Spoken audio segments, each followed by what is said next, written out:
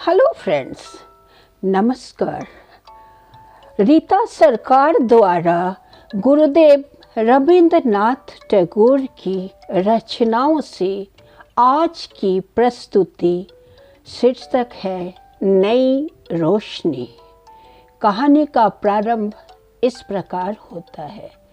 बाबू अनाथ बंधु बीए में पढ़ते थे, परंतु कई वर्षों से लगातार अनुत्तीर्ण हो रहे थे।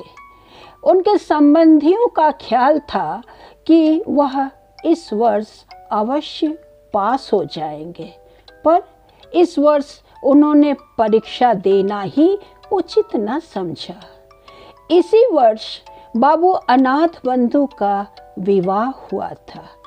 ईश्वर की कृपा से वधू सुंदर सच्चरित्र मिली थी। उनका नाम विंध्यवासिनी था, किंतु अनाथ बंधु को इस हिंदुस्तानी नाम से नफरत थी। पत्नी को भी वह विशेषताओं और सुंदरता में अपने लायक न समझते थे, परंतु विंध्यवासिनी के हृदय में खुशी की सीमा न थी। अन्य पुरुषों की तुलना में वह अपने पति को सर्वोत्तम समझती थी। ऐसा प्रतीत होता था कि किसी धर्म में विश्वास रखने वाले श्रद्धालु व्यक्ति की भांति वह अपने हृदय के सिंहासन पर स्वामी की मूर्ति सजाकर हमेशा उसी की पूजा किया करती थी। इधर अनाथ बंधु की सुनिए। वह न जाने क्यों हर समय उनसे नाराज रहते और तीखे कड़वे शब्दों से उसके प्रेम भरे मन को हर संभव ढंग से आहत करते रहते। अपनी मित्र मंडली में भी वह उस बेचारी को नफरत के साथ याद करते। जिन दिनों अनाथ बंधु कॉलेज में पढ़ते थे, उनका निवास ससुराल में ही था। परीक्षा का समय करीब आया, किंतु उन्होंने परीक्षा दिए बगैर ही कॉलेज छोड़ दिया। इस घटना पर दूसरे व्यक्तियों की अपेक्षा विंध्यवासिनी को अधिक कष्ट हुआ। रात के समय उसने विनम्रता के साथ कहना शुरू किया, प्राणनाथ, आपने पढ़ना क्यों छोड़ दिया? थोड़े दिनों की मुसीबत सह लेना कोई मुश्किल बात न थी। पढ़ना लिखना कोई बुरी बात तो नहीं है। पत्नी की इतनी बात सुनकर अनाथ बंधु के मिजाज का पारा 120 डिग्री तक पहुंच गया। बिगड़कर कहने लगे, पढ़ने लिखने से क्या मनुष्य के 4 हाथ पांव हो जाते हैं? जो व्यक्ति पढ़ लिख कर अपना स्वास्थ्य खो बैठते हैं, उनकी हालत आखिर में बहुत बुरी होती है। पति का उत्तर सुनकर विंध्यवासिनी ने इस प्रकार स्वयं को सांत्वना दी कि जो मनुष्य गधे या बैल की भांति कड़ी मेहनत करके किसी न किसी प्रकार सफल भी हो गए, परंतु कुछ ना बन सके, तो फिर उनका सफल होना और ना होना बराबर है। इसके दूसरे दिन पड़ोस में रहने वाली सहेली कमला विंध्यवासिनी को एक समाचार सुनाने आई। उसने कहा, आज हमारे भाई बीए के इम्तिहान में उत्तीर्ण हो गए। उनको बहुत कठिन परिश्रम करना पड़ा, किंतु भगवान की कृपा से उनका परिश्रम सफल हुआ। कमला की बात सुनकर विंध्यवासिनी ने समझा कि मेरे पति की हंसी उड़ाने को कह रही है। वह सहन कर गई और दबी आवाज में कहने लगी, बहन, मनुष्य के लिए बीए पास कर लेने से होता क्या है? विदेशों में लोग बीए और एमए पास आदमियों को नफरत की नज़र से देखते हैं। विंध्यवासिनी ने जो बातें कमला से कही थी, वे सब उसने अपने पति से सुनी थी। नहीं तो उस बेचारी को विलायत का हाल क्या मालूम था। कमला आई तो थी खुशी की खबर सुनाने, किंतु अपनी प्यारी सहेली के मुख से ऐसे शब्द सुनकर उसको बहुत दुख हुआ। परंतु समझदार लड़की थी, उसने अपने हृदयगत भाव प्रकट न होने दिए। उल्टा विनम्र होकर बोली, बहन, मेरा भाई तो विलायत गया ही नहीं, और न मेरी शादी ऐसे आदमी से हुई है जो विलायत होकर आया हो, इसलिए विलायत का हाल मुझे कैसे मालूम हो सकता है। इतना कहकर कमला अपने घर चली गई, किंतु कमला का विनम्र स्वर होते हुए भी ये बातें विंध्य को बहुत कड़वी महसूस हुई। वह उनका उत्तर तो क्या देती, हाँ, एकांत में बैठकर रोने लगी। इसके कुछ दिन पश्चात एक अजीब घटना घटित हुई जो विशेषता वर्णन करने योग्य है। कलकत्ता से एक धनवान व्यक्ति जो विंध्य के पिता राजकुमार के दोस्त थे, अपने कुटुंब सहित आए और राजकुमार बाबू के घर मेहमान बनकर रहने लगे। चूँकि उनके साथ कई आदमी और नौकर चाकर थे, इसलिए जगह बनाने को राजकुमार बाबू ने अनाथ बंधु वाला कमरा भी उनको सौंप दिया। यह बात अनाथ बंधु को बहुत बुरी लगी। तीव्र गुस्से की दशा में वह विंध्यवासिनी के पास गए और ससुराल की बुराई करने लगे। साथ ही साथ उसे बिना गलती के 2-4 बातें सुनाई। विंध्य बहुत बेचैन और चिंतित हुई, किंतु वह बेवकूफ न थी। उसके लिए अपने पिता को दोषी ठहराना उचित न था, इसलिए उसने अपने पति को कह सुनकर ठंडा किया। इसके पश्चात एक दिन अवसर पाकर उसने पति से कहा, अब यहाँ रहना ठीक नहीं, आप मुझे अपने घर ले चलिए। इस जगह पर रहने में सम्मान नहीं है। अनाथ बंधु परले सिरे के घमंडी व्यक्ति थे। उनमें दूरदर्शिता की भावना बहुत कम थी। अपने घर पर दुख से रहने की अपेक्षा उन्होंने ससुराल की बेइज्जती सहना अच्छा समझा, इसलिए आनाकानी करने लगे। किंतु विंध्यवासिनी नहीं मानी और कहने लगी, यदि आप जाना नहीं चाहते तो मुझे अकेली भेज दीजिए। कम से कम मैं ऐसी बेइज्जती सहन नहीं कर सकती। इस पर अनाथ बंधु मजबूर हो घर जाने को तैयार हो गए। चलते समय माता पिता ने विंध्य से कुछ दिनों और रहने के लिए कहा, किंतु विंध्यवासिनी ने कोई जवाब न दिया। यह देखकर माता पिता के हृदय में शक हुआ। उन्होंने कहा, बेटी विंध्य, यदि हमसे कोई ऐसी वैसी भूल हुई हो तो उसे भुला देना। बेटी ने नम्रता पूर्वक पिता के मुंह की ओर देखा, फिर कहने लगी, पिताजी, हम आपके कर्ज से कभी छुटकारा नहीं पा सकते। हमारे दिन सुख से बीते हैं। और कहते कहते विंध्य का गला भर आया, आंखों से आंसू बहने लगे। इसके पश्चात उसने हाथ जोड़कर माता पिता से विदा चाही और सबको रोता हुआ छोड़कर पति के साथ चल दी। कलकत्ता के धनवान और गांव के जमींदारों में बहुत फर्क है। जो व्यक्ति हमेशा नगर में रहा हो उसे गांव में रहना अच्छा नहीं लगता, किंतु विंध्य ने पहली बार नगर से बाहर कदम रखने पर भी किसी प्रकार का दुख प्रकट न किया, बल्कि ससुराल में हर प्रकार से प्रसन्न रहने लगी। इतना ही नहीं, उसने अपनी नारी सुलभ चतुरता से बहुत जल्दी अपनी सास का मन मोह लिया।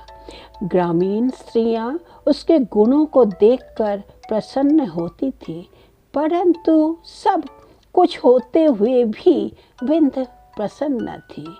अनाथ बंधु के 3 भाई और थे, 2 छोटे, 1 बड़ा। बड़े भाई परदेश में 50 रुपए के नौकर थे। इससे अनाथ बंधु के घर का खर्च चलता था। छोटे भाई अभी स्कूल में पढ़ते थे। बड़े भाई की पत्नी श्यामा को इस बात का गर्व था कि उसके पति की कमाई से सबको रोटी मिलती है, इसलिए वह घर के कामकाज को हाथ तक न लगाती थी। इसके कुछ दिनों उपरांत बड़े भाई छुट्टी लेकर घर आए। रात को श्यामा ने पति से भाई और भाभी की शिकायत की। पहले तो पति ने उसकी बातों को मजाक में उड़ा दिया, परंतु जब उसने कई बार कहा तो उन्होंने अनाथ बंधु को बुलाया और कहने लगे, भाई 50 रुपए में हम सबका गृहस्थ नहीं चल सकता। अब तुमको भी नौकरी की फिक्र करनी चाहिए। यह शब्द उन्होंने बड़े स्नेह से कहे थे, परंतु अनाथ बंधु बिगड़ कर बोले, भाई साहब 2 मुट्ठी अन्न के लिए आप इतने नाराज होते हैं? नौकरी ढूंढना कोई बड़ी बात नहीं, किंतु हमसे किसी की गुलामी नहीं हो सकती। इतना कहकर वो भाई के पास से चले गए। इन्हीं दिनों गांव के स्कूल में 3rd मास्टर की जगह खाली हुई। अनाथ बंधु की पत्नी और उनके बड़े भाई ने अनाथ बंधु से उस स्थान पर नौकरी करने के लिए कहा, लेकिन अनाथ बंधु ने साफ मना कर दिया। अब तो अनाथ बंधु को केवल विलायत जाने की धुन लगी हुई थी। एक दिन अपनी पत्नी से कहने लगे, देखो आजकल विलायत गए बिना व्यक्ति का सम्मान नहीं होता और न अच्छी नौकरी मिल सकती है, इसलिए हमारा विलायत जाना बहुत ज़रूरी है। तुम अपने पिता से कहकर कुछ रुपया मंगा दो तो हम चले जाएं। विलायत जाने की बात सुनकर विंद को बहुत दुख हुआ और ऊपर से पिता के घर से रुपया मंगाने की बात से तो बेचारी की जान ही निकल गई।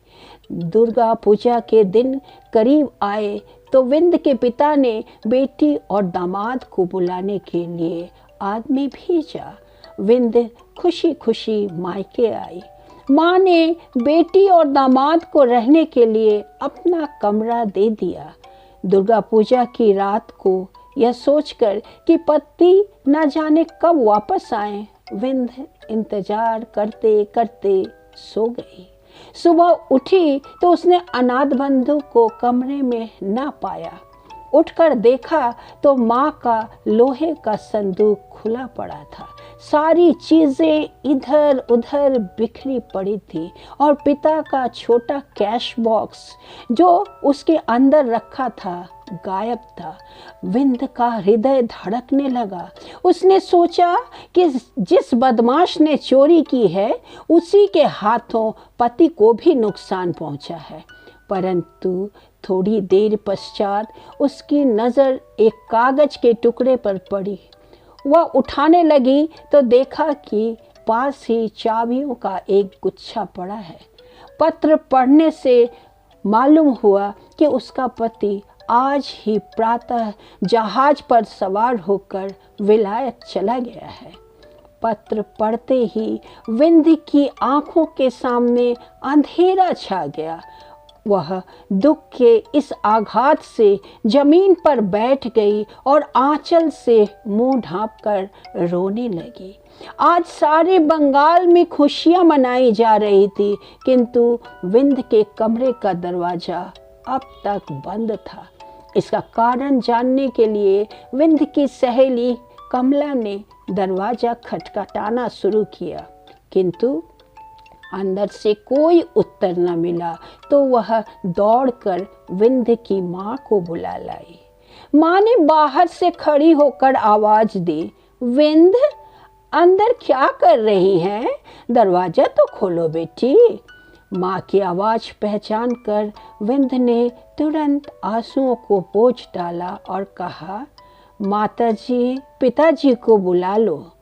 इससे माँ बहुत घबराई, इसलिए उसने तुरंत पति को बुलाया। राजकुमार बाबू के आने पर विंद ने दरवाज़ा खोल दिया और माता पिता को अंदर बुलाकर फिर दरवाज़ा बंद कर लिया। राजकुमार ने घबराकर पूछा, विंद, क्या बात है? तू रो क्यों रही है?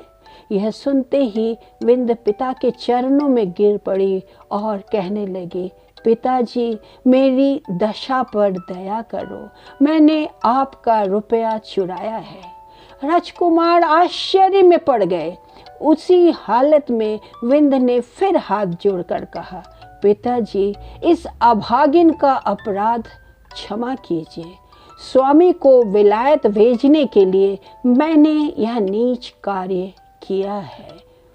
अब राजकुमार को बहुत गुस्सा आया, डांट कर बोला, मक्कार लड़की, यदि तुझको रुपए की आवश्यकता थी तो हमसे क्यों न कहा?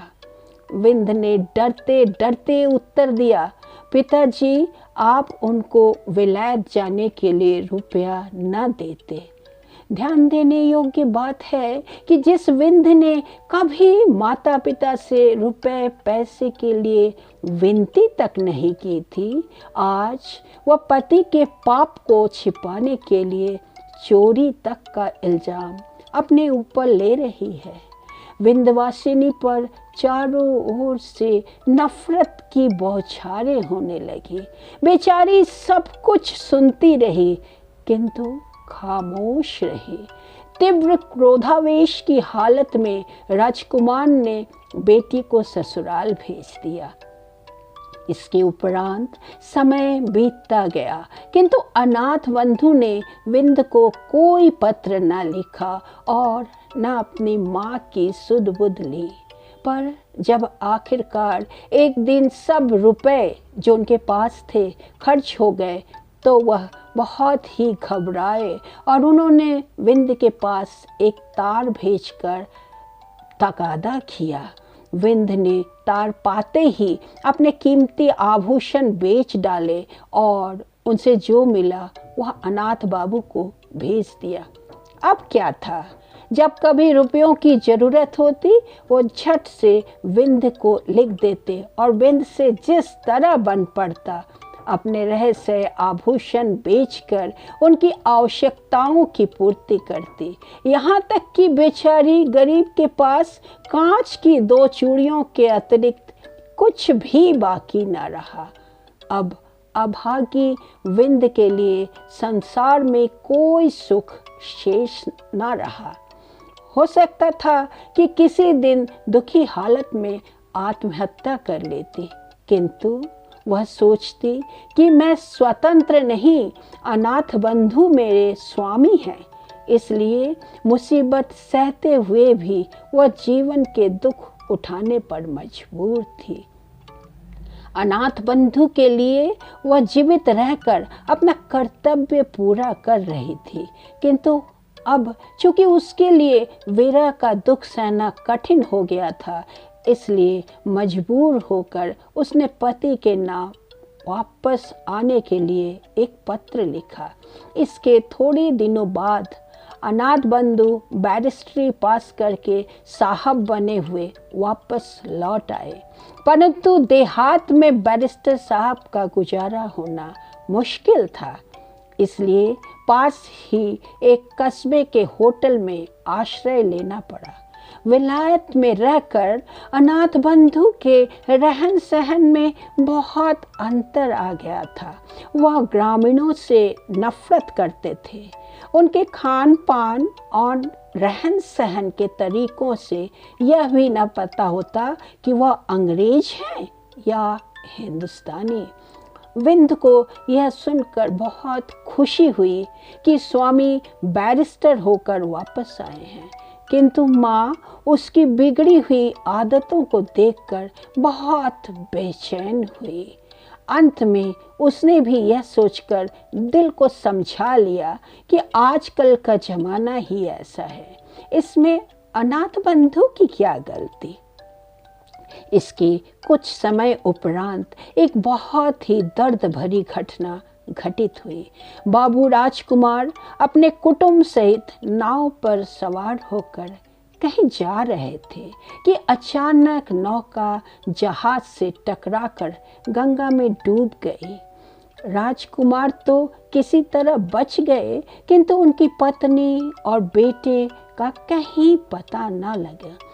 अब उनके कुटुंब में विंध्य के अतिरिक्त कोई दूसरा शेष न था।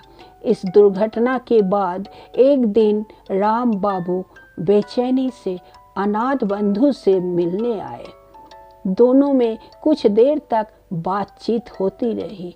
अंत में राजकुमार ने कहा, जो कुछ होना था सो तो हुआ, अब प्रायश्चित करके अपनी जाति में सम्मिलित हो जाना चाहिए, क्योंकि तुम्हारे अलावा अब दुनिया में हमारा कोई नहीं। बेटा या दामाद जो कुछ भी हो, अब तुम हो। अनाथ बंधु ने प्रायश्चित करने के लिए हामी भर दी। पंडितों की सलाह ली गई तो उन्होंने कहा, यदि इन्होंने विलायत में रहकर मांस नहीं खाया तो इनकी शुद्धि वेद मंत्रों द्वारा की जा सकती है। यह खबर सुनकर विंध्य खुशी से फूली न समाई और अपना सारा दुख भूल गई। आखिर एक दिन प्रायश्चित की रस्म अदा करने के लिए तय किया गया। बड़े आनंद का समय था।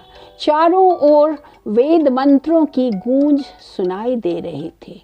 प्रायश्चित के बाद ब्राह्मणों को भोजन कराया गया और इसके परिणाम स्वरूप बाबू अनाथ बंधु नए सिरे से बिरादरी में सम्मिलित कर लिए गए। परंतु ठीक उसी समय राजकुमार बाबू ब्राह्मणों को दक्षिणा दे रहे थे। एक नौकर कार्ड लिए हुए घर में घुसा और राजकुमार से कहने लगा, बाबूजी, एक मेम आई हैं। मेम का नाम सुनते ही राजकुमार बाबू चकराए। कार्ड पढ़ा, उस पर लिखा था, मिसेस अनाथ बंधु सरकार। इससे पहले कि राजकुमार बाबू हाँ या ना में कुछ उत्तर देते, एक गोरे रंग की यूरोपियन युवती खटखट करती अंदर आ खड़ी हुई। पंडितों ने उसको देखा तो दक्षिणा लेना भूल गए। घबराकर जिधर जिसके सिंह समाये निकल गए। इधर मेम साहिबा ने जब तक अनाथ बंधु को न देखा तब तक वह बहुत बेचैन रही और उनका नाम ले लेकर आवाज़ देने लगी। इतने में अनाथ बंधु कमरे से बाहर निकलते दिखाई दिए। उन्हें देखते ही मेम साहिबा माय डियर कहकर तुरंत उनसे लिपट गई। यह दशा देखकर घर के पुरोहित भी अपना बोरिया बिस्तर बांधकर भाग खड़े हुए। उन्होंने पीछे मुड़कर भी न देखा। यही हमारी पारिवारिक कहानी का अंत है। Thank you.